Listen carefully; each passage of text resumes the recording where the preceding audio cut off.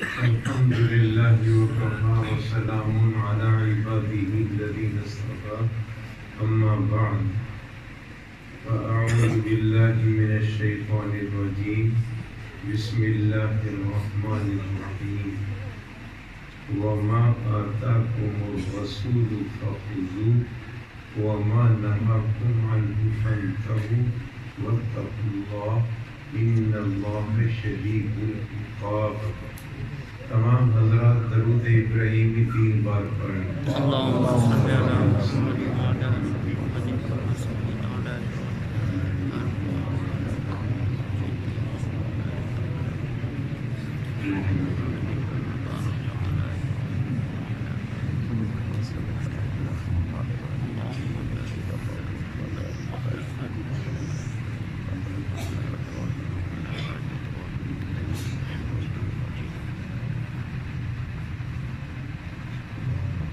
حضرات علماء کرام اور معزز سامعین،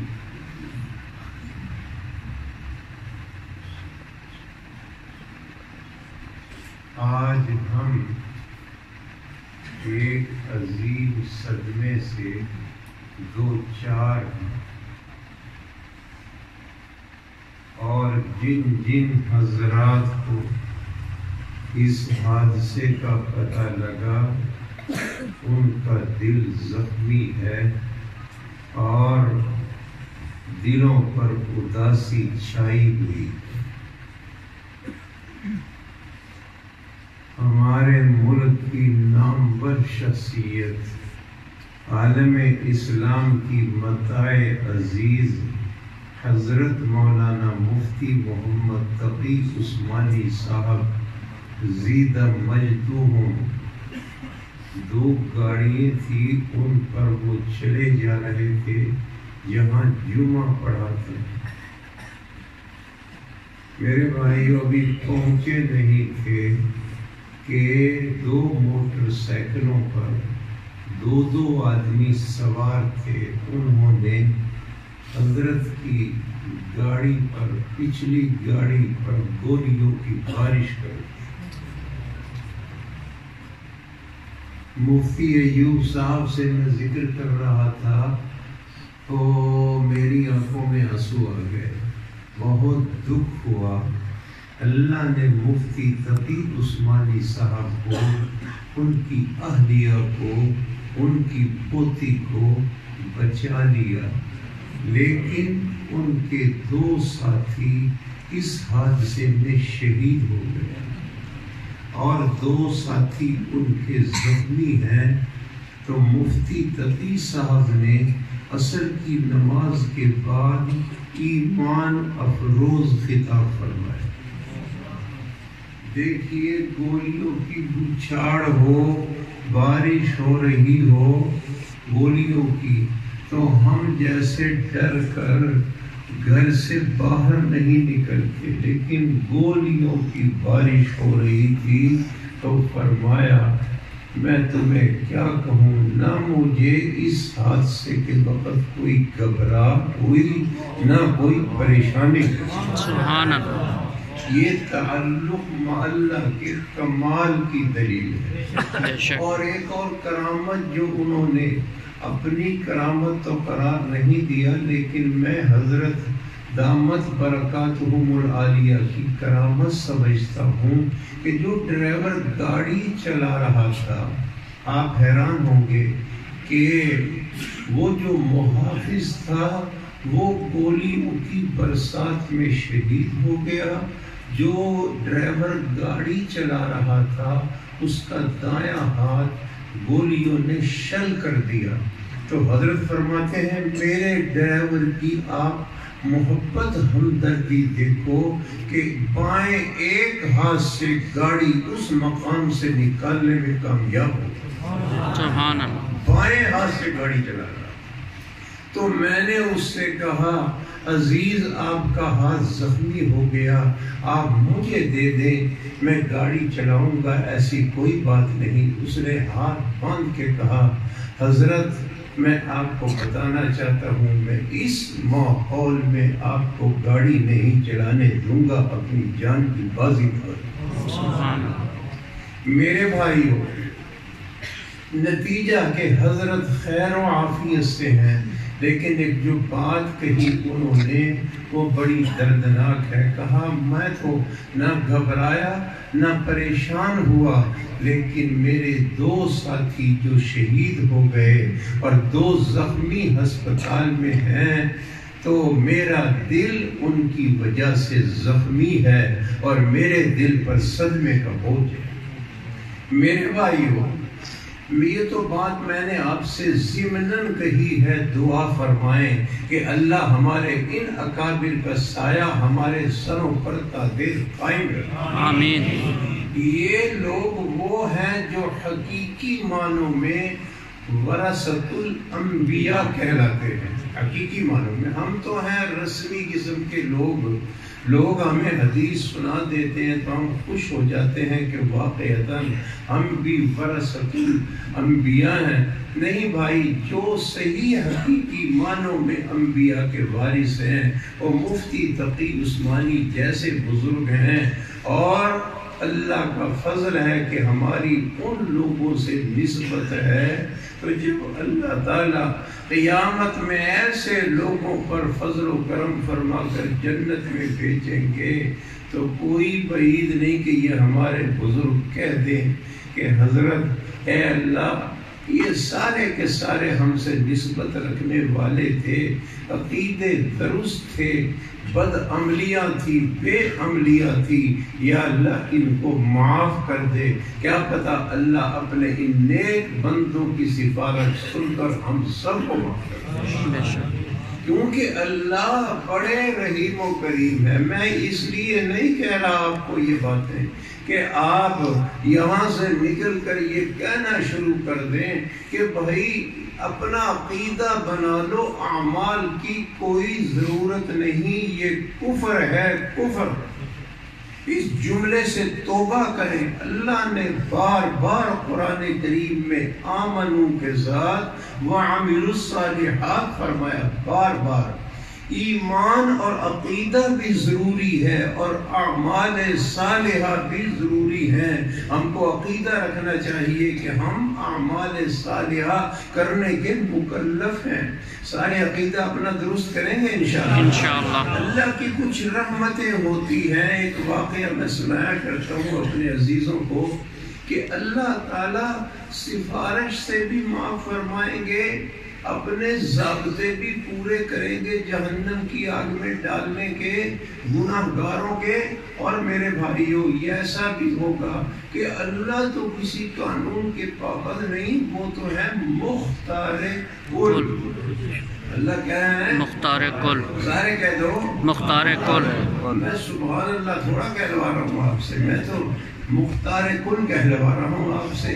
جی میرا مزاج یہ ہے کہ یہ جو لوگ تنگ کر دیتے ہیں کہ اور اونچی آواز سے اور اونچی آواز سے عمران خان تک پہنچ جائے، میں اس کو بہت تکلفہ سمجھتا ہوں۔ سبحان اللہ، وہ جو دل بولے خود بخود وہ سبحان اللہ ہوتی ہے۔ آپ حضرات اس کے عادی ہو جائیں۔ جو بات سنانے لگا ہوں، آخر میں ایسا ہوگا کہ 2 شدید قسم کے گناہگار اللہ کے ہاں پیش ہوں گے۔ کلمہ پڑا ہوا تھا لا الہ الا اللہ، سب پڑھتے لا الہ الا اللہ محمد رسول اللہ، لیکن عمل کوئی بھی نہیں کیا تھا تو اللہ تعالیٰ بخشنے پہ آئیں گے، بخشنے پہ آئیں گے۔ اور مولانا بدر عالم میرٹھی رحمت اللہ علیہ کی یہ بات سب یاد رکھے، وہ فرماتے ہیں گناہگار سے گناہگار کو بھی غصے میں، جلال میں، جمال میں یہ مت کہو کہ تیری بخشش نہیں ہوگی، اس لیے کہ بخشش کا مالک اللہ ہے، بے شک، اور اللہ کو یہ جملہ ناپسند ہے۔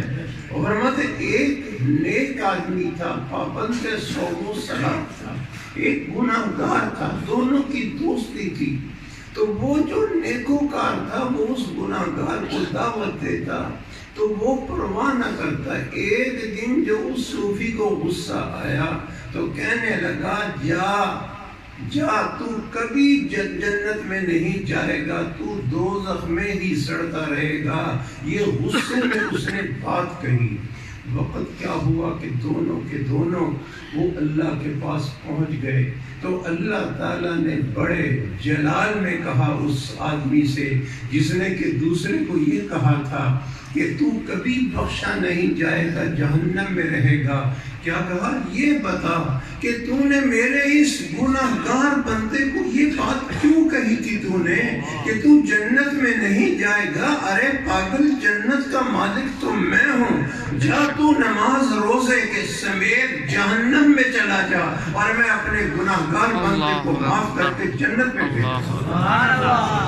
میرے بھائیوں، عرض کیا کر رہا ہوں کہ یہ ہمارے علماء کرام سارے کے سارے واجب التعظیم ہیں، واجب التکریم ہیں۔ نبی کریم علیہ السلام صحابہ کرام کے مجمع میں ارشادات فرما رہے تھے، ہدایات فرما رہے تھے۔ تو ہدایات کیا فرما رہے تھے؟ یہ بات توجہ کے قابل ہے، تھوڑی سی توجہ کریں گے تو بات سمجھ آئے گی۔ تو صحابہ کرام کے مجمع میں کیا فرمایا؟ العلماء ورثۃ الانبیاء، العلماء ورثۃ الانبیاء وان الانبیاء لم یورثوا دینارا ولا درہما۔ میں تمہیں یہ بتا رہا ہوں کہ یہ جو علماء ہیں میری امت کے، یہ انبیاء کے وارث ہیں۔ اور یاد رکھو، انبیاء اپنی وراثت میں کوئی درہم دینار نہیں چھوڑ کر جاتے۔ العلماء ورثۃ الانبیاء وان الانبیاء لم یورثوا دینارا ولا درہما وان الانبیاء ورثوا العلم۔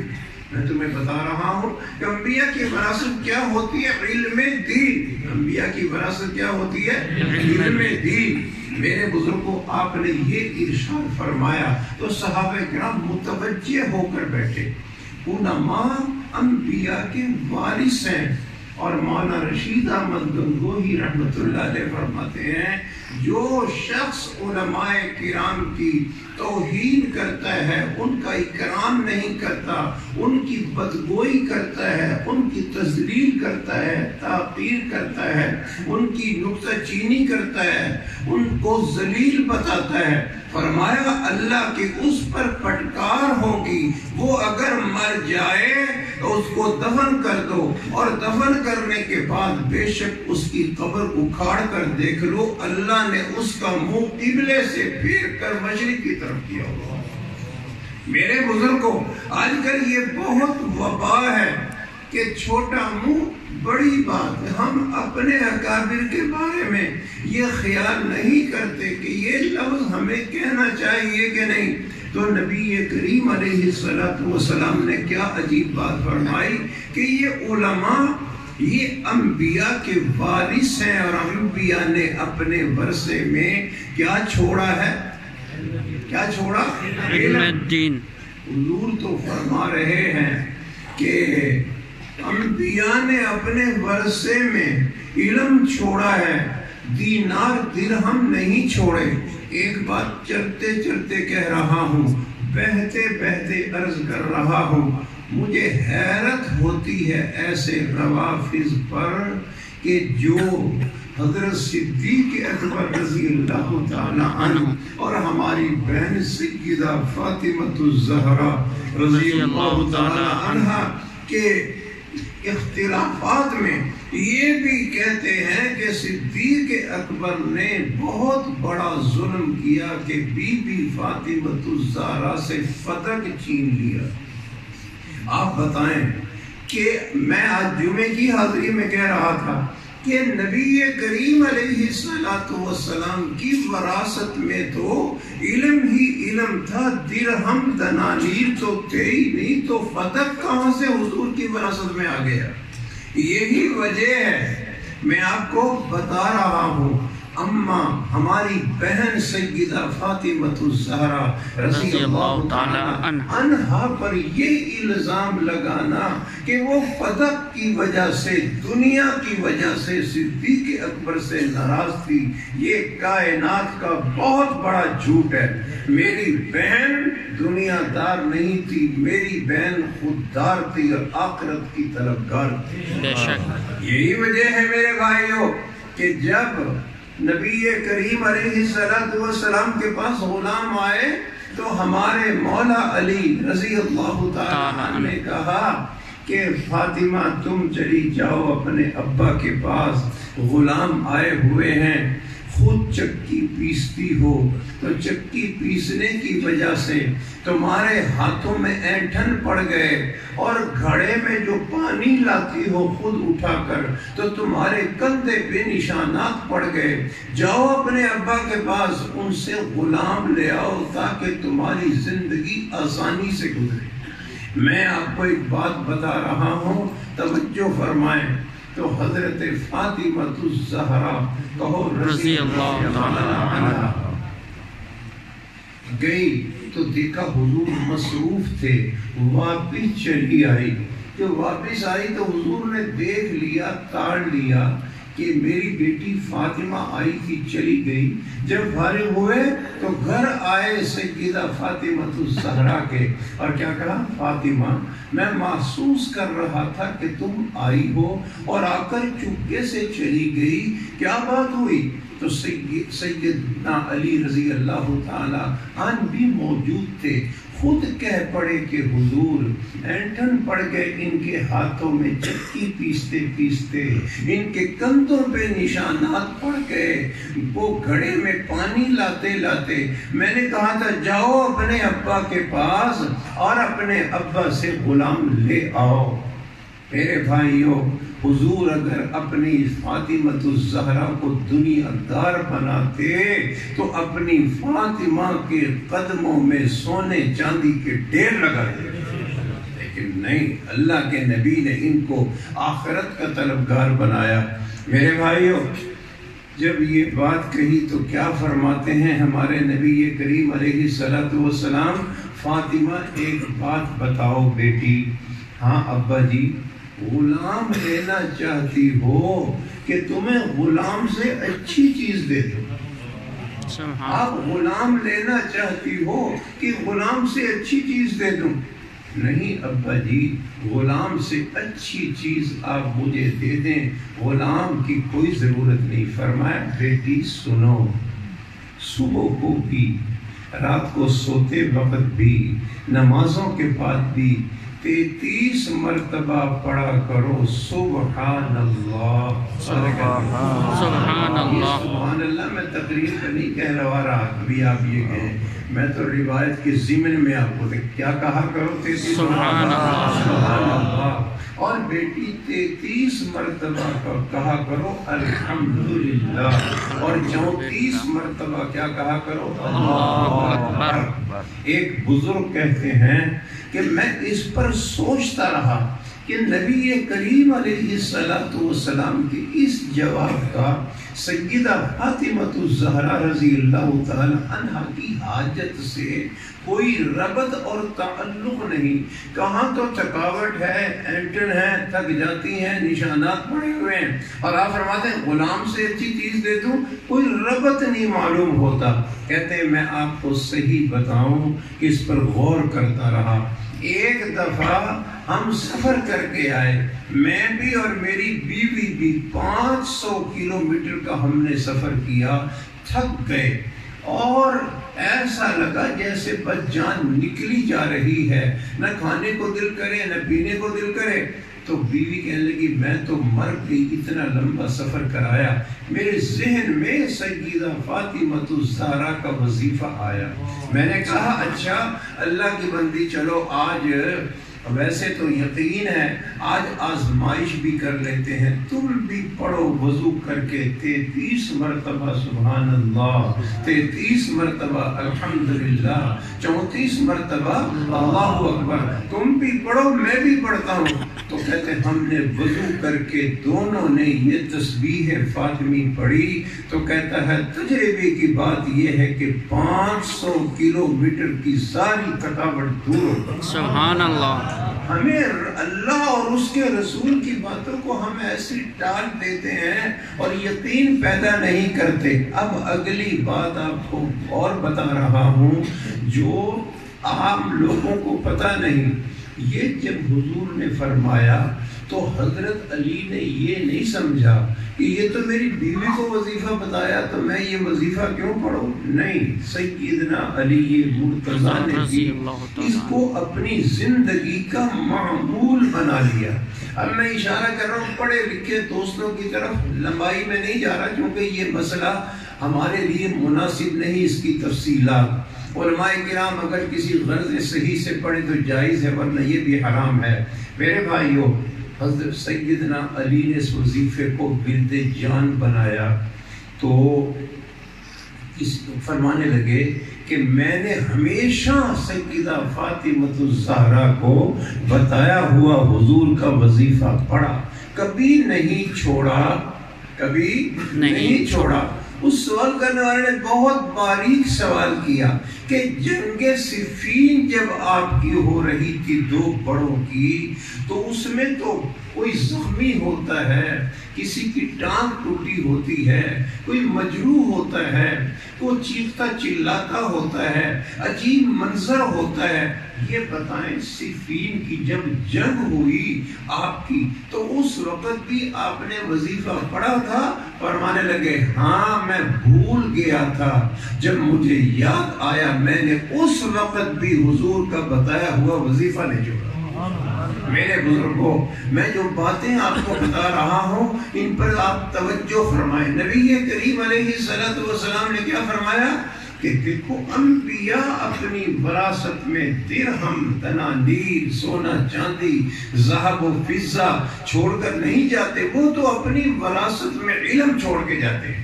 میرے بھائیوں، ہمارے ایک بزرگ تھے منڈی بہاؤالدین کے، تو وہ کہتے ہیں بزرگوں کی باتیں عجیب ہوتی ہیں، میری بات سے شاخ نکلتی ہے۔ اس سے پہلے کہ بھائی کی بات بتاؤں ایک اور بات آپ کو بتاؤں، توجہ کریں گے سارے کے سارے، توجہ کریں گے تو ایمان تازہ ہوگا۔ شیخ الاسلام مولانا مدنی رحمت اللہ علیہ بس میں بیٹھے ہوئے تھے اور بس کے ڈرائیور نے ایک جگہ بریک لگائی تو ایک بس کو دیکھا کہ اس کے ایکسیڈنٹ ہو گیا تھا، کچھ لوگ اس میں زخمی ہو گئے تھے، کچھ بچ گئے تھے، تو اس میں جو بریک لگائی تو اس کے پاس جتنی سیٹیں تھی وہ جو ایکسیڈنٹ والی بس تھی اس سے اتر کے بہت سارے آدمی اس بس میں بیٹھ گئے، تو 2-3 آدمی زخمی تھے لیکن بچاؤ ہو گیا تھا۔ تو جب وہ اگلی سیٹ پر بیٹھے، شیخ الاسلام مولانا مدنی پچھلی سیٹ پر بیٹھے، بڑوں کی بڑی باتیں، یہ توجہ کے قابل بات ہے جو میں کہہ رہا ہوں آپ سے، تو بڑوں کی بڑی باتیں، تو 2-3 آدمی کہنے لگے او ہو ہم تو آج مر گئے تھے، علی نے بچا دیا۔ یہ کہا، کیا کہا؟ ہم تو آج مر گئے تھے، علی نے بچا لیا۔ شیخ الاسلام مولانا مدنی رحمت اللہ علیہ چپ نہ رہ سکے، کہا نہیں ایسے مت کرو کہ علی نے بچا لیا، یہ کہو عمر نے وفا کی، یہ مت کہو کہ علی نے بچا لیا، کہو عمر نے وفا کی۔ اگر عمر وفا نہ کرتی تو تم ایکسیڈنٹ میں مر جاتے، تو یہ کہو عمر نے وفا کی۔ عمر وفا کرتے آئے ہمیشہ۔ تو وہ جو ہمارے ساتھی بیٹھے ہوئے تھے وہ ایک دوسرا اپنا واقعہ سناتے ہیں کہ میرے پاس ایک اہل سنت والجماعت میں سے آدمی بیٹھا تھا، ایک سبائی بیٹھا تھا اس کے پاس، ہم احتراماً نام نہیں لیتے کیونکہ ہم احترام کرنے والے لوگ ہیں، تو ایک سبائی بھی ساتھ بیٹھا ہوا تھا، سبائی، تبرائی، بھنگی، چرسی، یہ ادباً کہہ رہا ہوں میں سارے الفاظ جی، وہ ساتھ بیٹھا ہوا تھا۔ تو اس نے اس ہمارے اہل سنت والجماعت کو گھیر رکھا تھا.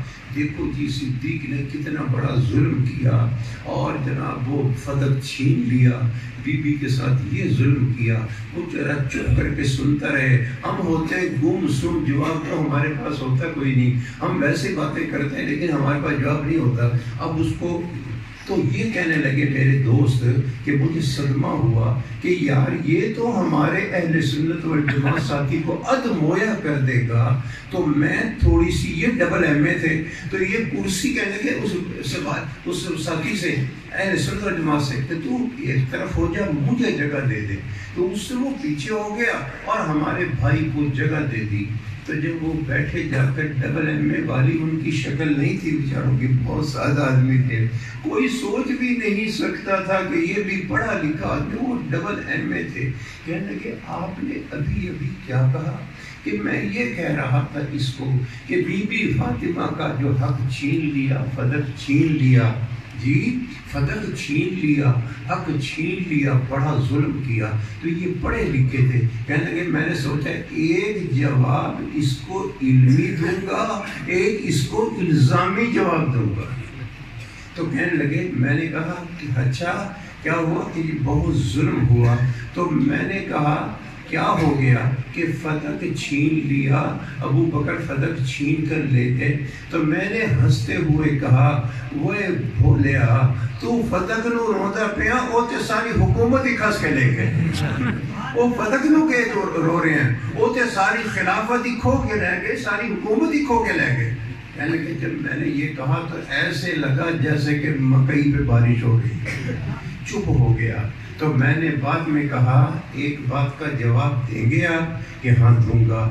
چلو صدیق اکبر نے چھین لیا, عمر بن خطاب نے بھی نہیں دیا, عثمان غنی نے بھی نہیں دیا, تو ان کے بعد کس کی خلافت تھی؟ کہنے لگے مولا علی کی. میں نے کہا مولا علی نے کیوں نہ دیا؟ حسن زندہ تھے, حسین زندہ تھے, تو مولا علی نے اپنے دور حکومت میں کیوں نہیں دیا؟ کہنے لگے اے تے میں پتہ کوئی نہیں. تو میں آکھا سن میں تینوں گل سمجھاواں, علی نے اس لیے نہیں دیا کہ علی جانتے تھے جو فیصلہ میرے یار ابو بکر صدیق نے کیا وہی حق تھا. بے شک. میرے بھائیوں, عرض کیا کر رہا ہوں آپ کے سامنے کہ ہماری فاطمۃ الزہرا بہن دنیا دار نہیں تھی کہ وہ ان باغوں پہ لڑتی, اس سے تنازعات کھڑی کرتی. نہیں, بالکل نہیں. ہماری بہن دنیا دار نہیں تھی, وہ آخرت کی طرفدار تھی. میرے بھائیوں, اور کتنی شان والی تھی. حضرات علماء کرام کے لیے تو میری باتیں ایسی نہیں ہیں, لیکن بتا رہا ہوں آپ کو. اماں عائشہ صدیقہ رضی اللہ تعالی عنہ فرماتی ہیں جب حضور کا انتقال ہوا تو حضرت فاطمہ الزہرا بڑی اداس تھی, غمگین تھی, اور آپ کے پاس بیٹھے ہوئی آنسو بہا رہی تھی. جب حضور پر موت کی سختیاں شروع ہوئی تو فرماتی بہت بے چین تھی. واہ کربا واہ کربا ابا واہ کربا ابا واہ کربا ابا. اے میرے باپ کی تکلیف, اے میرے باپ کی تکلیف, اے میرے باپ کی تکلیف. نبی کریم علیہ السلام سے برداشت نہ ہوا. کہا فاطمہ گھبرا کیوں رہی ہے؟ آج کے بعد تیرے باپ پر کوئی تکلیف نہیں آئے. میرے بھائیوں, تو خود فرماتی ہیں جب پریشان ہوئی تو نبی کریم علیہ السلام نے کہا فاطمہ میری جدائی پہ رو رہی ہو, کان کرو میرے قریب. تو کہتی ہیں وہ کان قریب کیا. تو جب نبی کریم علیہ السلام نے پہلی بات کی تو ہماری بہن سیدہ فاطمۃ الزہرا, سب کہو رضی اللہ تعالی عنہ. یہ رضی اللہ تعالیٰ عنہ کے الفاظ بھی انشاءاللہ آپ کو جنت میں لے کر جائیں گے انشاءاللہ. تو شفاعت سے ہمارے بیڑے پار ہوں گے.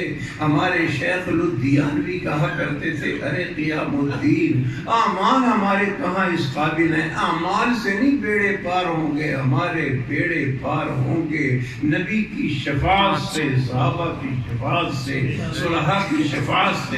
کہو انشاءاللہ، ماشاءاللہ۔ تو عرض کیا کرو، پھر ایک بات کہی، پھر رونے لگ گئی، اور جب رونے لگ گئی تو پھر کہنے لگے میرے قریب کرو اپنا کان، پھر کان قریب کیا تو اس کے بعد سیدہ فاطمہ الزہرا ہماری بہن مسکرانے لگی۔ تو جو مسکرانے لگی تو نبی کریم علیہ السلام کی زندگی میں کہا ہماری اماں نے اور سیدہ فاطمہ کی اماں نے کہ فاطمہ یہ تو بتاؤ وہ راز کی بات کیا تھی کہ جب تم رو رہی تھی حضور نے کان میں ایک بات کی تو تم زارو قطار رونے لگی، اور پھر حضور نے ایک بات اور کی تم ہنسنے لگی۔ کہا پہلے تو میرے ابا نے یہ کہا تھا فاطمہ میرا وقت آ چکا، میں ان قریب تجھ سے جدا ہو جاؤں گا۔ جب میں نے یہ بات سنی تو میری آنکھوں سے آنسو جاری ہو گئے، تو حضور نے پریشان دیکھا۔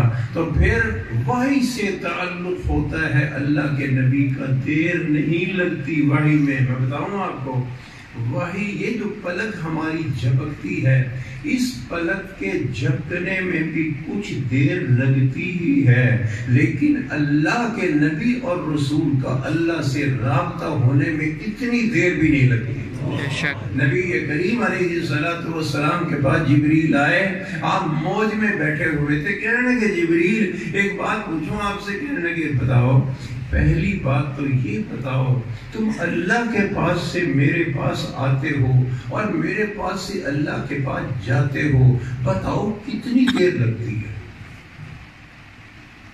اور حضور آپ کا سوال، آپ یہ بھی بتائیں کہ اللہ نے تمہیں کتنی طاقت دی ہے؟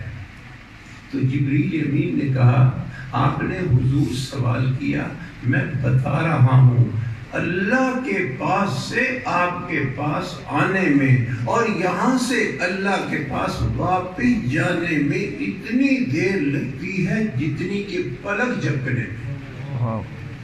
تو حضور حیران ہوئے، پھر کہا جبریل طاقت قوت؟ کہا حضور میں آپ کو بتاؤں اللہ نے مجھے 600 پر عطا کیے، 600 پر۔ اور یہ مزے کی بات ایک اور کہوں، حضرت جبریل امین کا فرشتوں کے اندر وہی مقام ہے جو انسانوں میں حضرت صدیق اکبر۔ یاد رکھو جیسے حضرت صدیق اکبر رضی اللہ تعالیٰ کا کوئی ہم پایا نہیں صحابہ کرام میں، جبریل امین کا نوریوں کے اندر کوئی پائے گا فرشتہ نہیں۔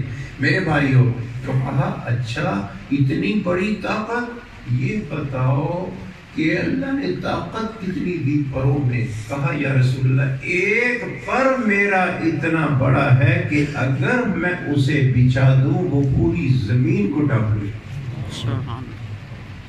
بتاؤ طاقت اور کتنی دی؟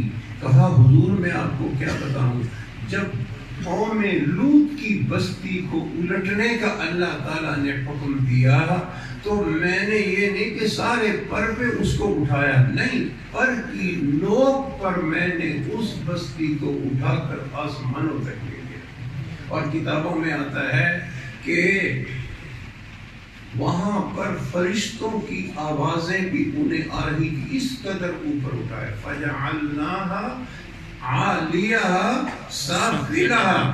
میرے بھائیوں، یہ ساری کی ساری بات جو میں آپ کو بتا رہا ہوں، کیوں؟ تاکہ سمجھ آ جائے کہ ہمارے علماء کرام نبی کریم علیہ السلام کے وارث ہیں، علم ہی میں نہیں۔ جب کوئی وارث ہوتا ہے تو وہ تمام چیزوں میں وارث ہوتا ہے۔ جہاں علم میں وارث ہیں ہمارے علماء کرام، وہاں انبیاء پر جو مصیبتیں آئی، مشقتیں آئی، آلام آئے، غموم و ہموم آئے، مشقتیں آئی، پریشانیاں آئی، مخالفتیں ہوئی، ہوٹنگ ہوئی، توہین ہوئی، کفار نے مذاق کیا، جہاں علماء کرام علم میں وارث ہیں انبیاء علیہ السلام کے، ان باتوں میں بھی یاد رکھو علماء کرام انبیاء کے وارث ہیں. جیسے کہ انبیاء اور رسول کو مشقتوں سے گزرنا پڑا، ہمارے علماء کرام کو بھی مشقتوں سے گزرنا پڑا. اور یہ جو لوگ سمجھ رہے ہیں کہ ہم ایسے حملہ کر کے علماء کرام کو ختم کر دیں گے، علماء کرام کو ختم تو انگریز بھی نہیں کر سکا. میرے بھائی حضرت غلام غوث ہزاروی رحمت اللہ علیہ ہمارے بزرگ تھے، تو ان سے ایک نوجوان نے کہا کہ حضرت اجازت دیں تو میں آپ کو دبا دوں. تو وہ بڑے دبنگ قسم کے آدمی تھے. آپ میں سے کم لوگوں نے دیکھا ہوگا، یا دیکھنے والا کوئی اب ہوگا ہی نہیں، بس کوئی کم و بیش ایک دو ہوگا. بڑے درویش صفت آدمی تھے میرے بھائیوں. تو کہنے لگے حضرت کہو تو کچھ دبا دوں. تو جلال میں آگے کہنے لگے تو کہہ رہا ہے دبا دوں، مجھے انگریز نہیں دبا سکا، تو کہتا تجھے دبا. جی وہ ہمارے بڑے چوٹی کے بزرگ تھے، بہت چوٹی کے بزرگ تھے. میرے بھائی عرض کیا کر رہا ہوں، یہ علماء کرام چلے آ رہے ہیں حضور اکرم علیہ السلام کے زمانے سے. یاد رکھو جب تک موت خدا نے نہیں لکھی کوئی کسی کو ختم نہیں کر سکتا. جب موت آئے گی تو پھر یاد رکھو دنیا میں کوئی باقی نہیں رہے گا، پھر سارے کے سارے اللہ کے پاس پہنچ جائیں گے. مفتی تقی صاحب کو اللہ اعلیٰ درجے کی زندگی نصیب فرمائے. اور اگر شہید کر دیں تو میں شہید کی باتیں ابھی آپ سے کر رہا تھا جمعے کی حاضری میں کہ شہید کے خون میں نتائج ہیں، اعلیٰ درجے کے نتائج ہیں شہید کے خون میں. آپ پوچھیں گے وہ کیسے؟ ابھی آپ نے پڑھا ہوگا، کلپ دیکھے ہوں گے، اخبار میں پڑھا ہوگا. یہ جو نیوزی لینڈ میں جو تقریباً 50 مسلمانوں کو گولیوں کی بارش کر کے شہید کر دیا. پڑھا نا آپ سارے واقف ہیں، جن نے پڑھا ہے وہ ہاتھ کھڑے کرے ذرا. میں چندہ نہیں مانگ رہا گھبرائیں مت، ہاں ہوں بس کرتے چلے جائیں. تو 50 آدمیوں کو شہید کیا مسلمانوں کو. کتنا صدمہ ہوا کہ اتنے بے گناہ مسلمانوں کو شہید کر دیا. شہید کے لہو کی آپ ذرا مہک دیکھیں. اس غیر مسلم پارلیمنٹ میں جب شہیدوں نے اپنا خون بہا دیا، خدا کے گھر میں نماز پڑھتے ہوئے مصلی پر، مسجد کی قالینوں پر، اللہ نے اس غیر مسلم پارلیمنٹ میں مولانا احتشام الحق تھانوی رحمت اللہ علیہ کے فرزند نظام الحق تھانوی کو بھیجا. غیر مسلم پارلیمنٹ میں ان کے قرآن کی تلاوت ہو رہی. سبحان اللہ. آپ نے دیکھا کہ شہیدوں کے خون میں کتنی برکات ہوتی ہیں. غیر مسلم پارلیمنٹ اور آواز گونج رہی ہے قرآن کی. اور آپ تو ساتھی بتا رہے ہیں کہ جناب ٹی وی پر دوسروں پر اذان بھی گونج رہی ہے. اور انہوں نے کہا مسلمانوں کو بے فکر ہو کر تم عبادت کرو، ہم تمہاری حفاظت کریں گے. میرے بھائی یہ شہیدوں کا خون کتنی برکت والا ہے کہ انہوں نے جان تو دے دی. یہ ہمارے لیے کوئی نئی بات نہیں، جان تو دے دی، لیکن میرے بھائیوں آپ دیکھو کہ اس شہادت کا کتنا اعلیٰ درجے کا مقام ہوا کہ اللہ نے اس نیشنل اسمبلی میں قرآن کی آواز سنا دی. ایک اور بات ایمان افروز عرض کر رہا ہوں آپ سے، وہ جو نعیم شہید ہوا ان 40 مسلمانوں میں اس کی بیوہ کا آپ نے اسلام میں شاید وہ پڑھا ہوگا، جو سمجھے کہ ایک پیس آیا ہے، اس نے بہت ایمان افروز بات کہی. اس نے کہا کتنا پاگل تھا یہ دہشت گرد کہ جس نے میرے خامد کو شہید کر دیا. کہنے لگی معلوم ہوتا ہے اس میں اتنی نفرت بھری ہوئی تھی کہ اس نے مسلمانوں کے امن و محبت کو پہچاننے بھی ناکامی کا اعتراف کر دیا. اس نے ہم مسلمان تو امن و محبت والے ہیں. اور ایک اور شہید کی جو بیوہ ہے اس نے ایک اور کام کی بات کہی, سب بھی آمین آپ بھی کہہ دیں گے. اس کی بیوہ نے کیا کہا؟ اس نے کہا جس نے میرے شوہر کو شہید کیا دہشت گرد نے, میں بد دعا نہیں کرتی, میں یہ دعا کرتی ہوں کاش میرے شوہر کو اس نے شہید کر دیا, کلمہ پڑھ کے میرے پیارے محمد کا مسلمان تھا. اور اس نے دعا کی کہ یا اللہ اس کو مسلمان بنا دے. تو کہنے لگے اگر وہ مسلمان ہو جائے تو میرے سارے کے سارے غم اور پریشانیاں دور ہو جائیں گی. آپ بھی دعا کرو کہ اللہ تعالیٰ جتنے یہ لوگ ہیں, اللہ تعالیٰ اس پوری نیشنل اسمبلی کو جس نے قرآن کی آواز سنی, دعا کریں کہ اللہ پوری کی پوری کفار کی اس جماعت کو محمد رسول اللہ کا غلام بنا. میرے بھائیو یہ عجیب بات ہے. ایک بزرگ نے عجیب بات سنائی کہ جس نے ہمارا عیسائی ہے, تو بزرگ نے بات سنائی کہ ہماری جماعت گئی, جی ہماری جماعت گئی, کہتے ہیں برطانیہ. تو برطانیہ جماعت گئی, ہماری ٹوپیاں دیکھی, ہماری پگڑیاں. آپ تنگ تو نہیں ہو رہے ساتھ؟ نہیں. یہ اگر تنگ ہو تو میں انشاءاللہ میں پکا وعدہ کروں یا میں آؤں گا ہی کوئی نہیں. اور اگر تم خوش ہو پھر میری بات سنے, سارے کے سارے سن رہے توجہ سے میری بات. تو کہنے لگے ہم جماعت ہماری گئی برطانیہ میں, تو امیر صاحب نے بیان کیا تو دو تین انگریز آتے اور ہمیں سنتے, اور سننے کے بعد ہم جب کہتے کہ اسلام قبول کر لو تو وہ کہتا ہم غور کریں گے, ہم غور کریں گے, ہم غور کریں گے. ہمارے ہاں کیا کہتے ہیں, تو آ گیا بڑا مسلمان دنیا میں اور سارے کے سارے کافر ہیں, ہمیں دعوت دے رہا ہے, ہم تو مسلمان ہیں. وہ کہتے ہیں نہیں, بڑے مہذب کہنے کہ ہم آپ کی بات پہ غور کریں گے. ہم خوش ہوئے. 3 دن جو آتا رہا, 3 دن کے بعد وہ آیا امیر صاحب کے پاس, دعا کرو اللہ ہماری اس تبلیغی جماعت کو بھی تا دیر قائم دائم رکھے, یہ بھی ہمارے بزرگوں کی نشانی ہے. تو کہنے لگا 3 دن کے بعد کہنے لگا کہ یار امیر صاحب جو کلمہ تم پڑھتے ہو وہ کلمہ مجھے بھی پڑھا دو.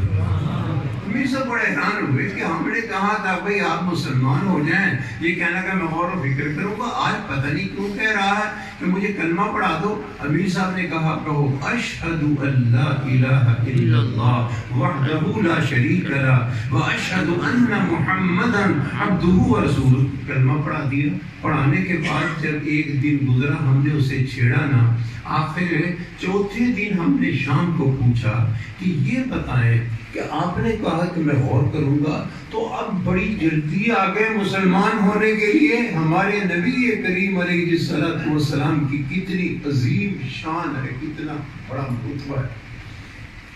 کہنے لگا کہ جب تم نے 3 دن تک مجھے دعوت دی تو میں سوچتا رہا کہ اسلام قبول کروں یا نہ کروں.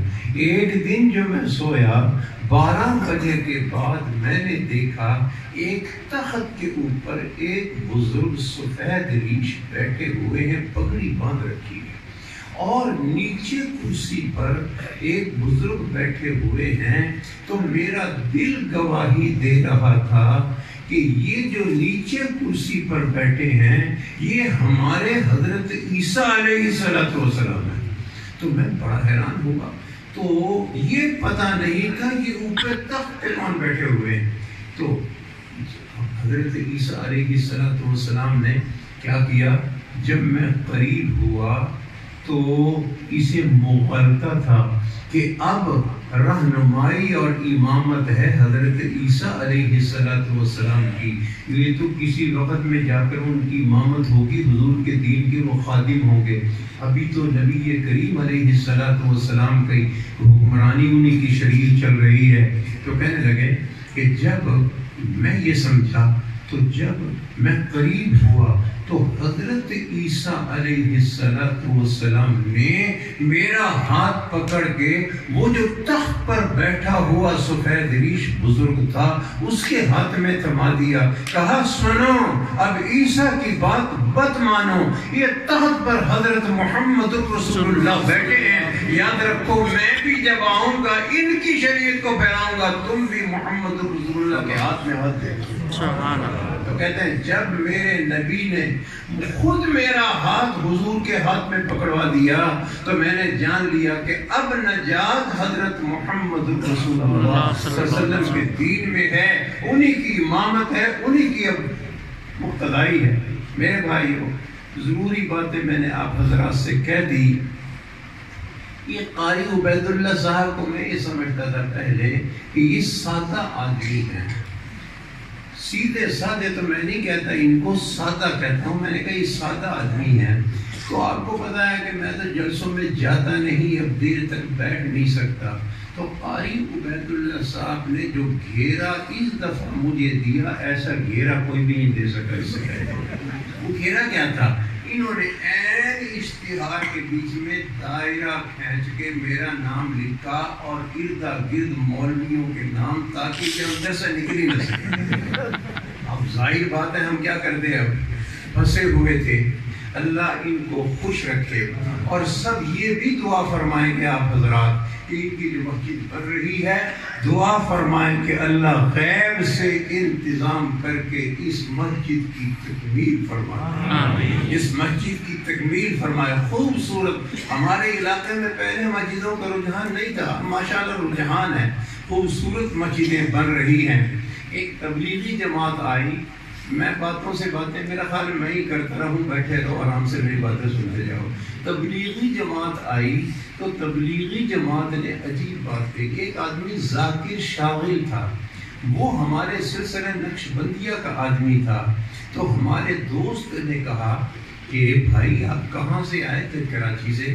تو کراچی سے آئے ہو؟ کہنے لگے یہ مسجد آپ نے کب بنائی؟ کہنے کہ جی اتنے سال ہو گئے۔ اس کا نام آپ نے کیا رکھا؟ عثمان غنی۔ کہنے لگا یار میرا وظیفہ کراچی میں بند تھا، تمہاری مسجد میں پتہ نہیں کیا جادو ہے، اس مسجد میں بیٹھتے ہی عثمان غنی کا نام پڑھتے ہی میرا ذکر جاری ہو گیا۔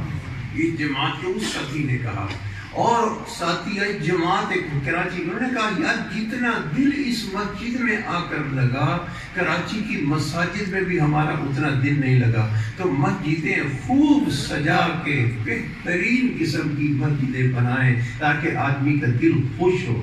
اب میں ایک ہی بات آپ سے کہوں گا، سب حضرات، میں قاری عبید اللہ صاحب سے اجازت لے لوں گا، یہ رحم دل ہیں اور امید ہے یہ مجھے روکیں گے نہیں، روکیں گے تو میں رکوں گا تھوڑا ان کے کہنے سے، لیکن یہ چلو ان کی بھی عزت رہ جائے گی، ہماری بھی عزت رہ جائے گی، ہم درخواست کر لیں گے تو آپ کہیں گے کہ اجازت مانگ رہے، ماشاءاللہ جانا تو میں نے ہے ہی۔ تو میں آپ سے کیا عرض کر رہا، میں بھی کنڈل گیا تھا کئی دن پہلے، وہاں ایک میرا بیان تھا ختم قرآن کے موضوع پر۔ ہم نے ان نیوزی لینڈ کے شہیدوں کو بھولنا نہیں، ہمارے بزرگوں نے بہت اہتمام کیا۔ اب میں یہ کہوں گا آپ سے کہ سارے حضرات 12 دفعہ قل هو اللہ شریف پڑھ لیں، 5 مرتبہ سارے الحمد شریف پڑھ لیں۔ جب پڑھ لیں گے تو ہم ایصال ثواب کرا دیں گے، اسی وقت سب کے لیے دعا، اگر اللہ نے قبول کر لی تو کیا پتہ ان شہیدوں کے خون شہادت کی خوشبوئیں ہمیں بھی گھیر دیں۔ سب حضرات 12 دفعہ قل هو اللہ شریف، 5 مرتبہ الحمد شریف، سارے کے سارے متوجہ ہو کر پڑھنے، کوئی توجہ نہیں۔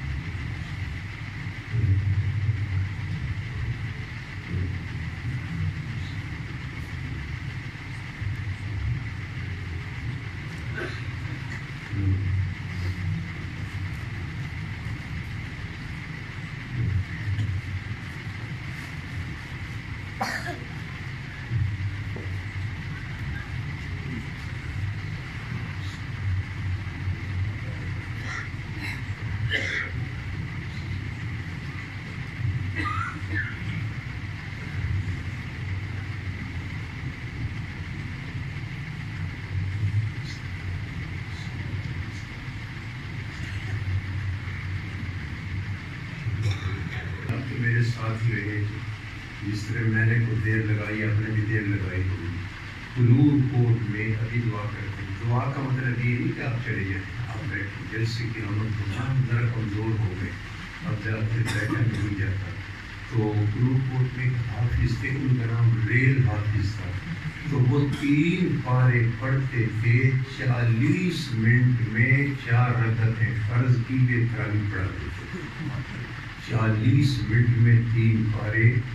تو ان کو سامنے سے ضرورت پیش آ گئی، تو ایک حکیم عبدالرحیم صاحب نے کیا کیا کہ ابا جی سے پوچھا میرے متعلق کہ حافظ جی اگر اجازت دیں تو میں اس کو بطور سامع کے لے جاؤں۔ تو ہم بھی تکڑے تھے اس وقت، تو ہم بھی خوب اکڑ کے گئے کہ آج حاجی کو چھوڑنا کوئی نہیں، تو ہم جناب پیچھے کھڑے ہو گئے جا کے۔ تو جو 40 منٹ میں 3 پارے پڑھتے تھے وہ کوئی ہوش و حواس تھوڑی ہوتے ہیں ایسے حافظ کے جو اتنے دن پڑھے، اس میں ہوش و حواس نہیں ہوتے۔ تو بس وہ جب پڑھنے لگا، ہم نے غنّے بھی کرانے تھے، مد بھی کرانے تھے، اور جناب وقت بھی صحیح کرانا تھا۔ میں جو لقمے دینے لگا ان بیچاروں کو تو ان کے طوطے اڑ گئے، تو سارے قرآن میں گھوم گئے، ان کو رستہ نہ ملے اپنی غلطی کو درست کرنے کا۔ خیر ہم بھی کھڑے رہ کے یار جو کچھ ہے ان کے ساتھ ہی حافظ جی کے ساتھ چاہے ساری رات کھڑا رہو، آج تو اپنی ڈیوٹی پوری کرتے جائیں گے۔ تو خیر جی جب وہ سلام پھرا تو صبح کو پتہ چلا، مجھے کوئی نہ آدمی بلانے کے لیے آیا کہ جی آپ چلو جی وہاں پر حافظ صاحب یاد کر رہے ہیں۔ تو حکیم عبدالرحیم صاحب جو ہمارے ابا جی کے دوست تھے، اور ابا جی نے کہا بھائی اس کو نہیں لے کے قیام الدین کو آپ کیا وجہ ہے؟ انہوں نے کہا جی رات حافظ جی نے ہاتھ باندھ دیے اور کہنے لگے جی میری توبہ، میری بھی توبہ، میرے باپ کی بھی توبہ، اب نماز اسی حافظ سے پڑھوا لو جو رات تم لے کر آئے تھے، بس اب ایک ہی بات ہوگی، یا میں ہوں گا یا وہ حافظ ہوگا۔ پھر اس کے بعد ہم نے کہا تو اس لیے میں ڈر رہا تھا کہ یار یہ بھی کبھی وہی 3 سپاروں والے نہ ہوں کہ مجھ سے پہلے فارغ ہو جائیں۔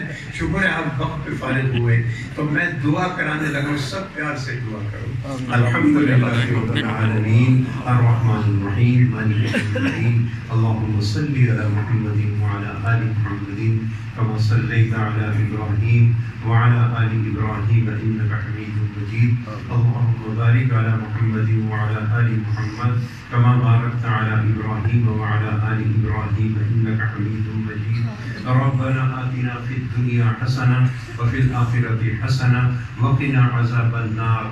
مولا کریم ہمارے ساتھیوں نے سورۃ الاخلاص، سورۃ الفاتحہ جو پڑھی، اپنے فضل و کرم سے اسے قبول فرما۔ اے اللہ اس کو قبول کرنے کے بعد نیوزی لینڈ کے جتنے بھی ہمارے مسلمان بنا حق مارے گئے، شہید کر دیے گئے، اے اللہ ان تمام کی روحوں کو بھی، ہم جتنے یہاں پر موجود ہیں ہمارے ماں باپ کی روحوں کو بھی، اور سسرال کی ہماری روحوں کو بھی، اے اللہ ماں باپ اور سسرال کی طرف سے جتنے قریبی اور بعیدی رشتہ دار، دوست احباب، متعلقین، مشائخ، اساتذہ کرام،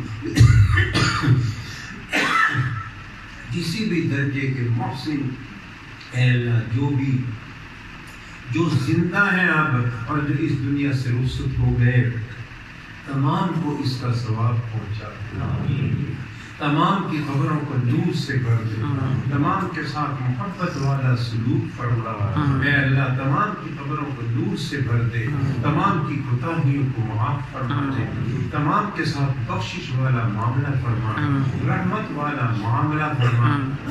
اے اللہ ہمارے عزیز قاری عبید اللہ انور صاحب نے اس جلسے کا اہتمام کیا، جن جن ساتھیوں نے ان کے ساتھ قدم دل میں سکن تعاون کیا، تمام کے گھروں میں برکتیں عطا فرما، ان کا دیا ہوا قبول و منظور فرما۔ اے اللہ جو مسجد زیر تعمیر ہے، اپنے صاحب استطاعت ساتھ یا اللہ بندوں کو اس کی توفیق عطا فرما، جو اس مسجد کی تکمیل میں حصہ لے کے اس کو پائے تکمیل تک پہنچا دے۔ اے اللہ اس جلسے کو کامیاب فرما، اس کے نتائج کو خوشگوار فرما۔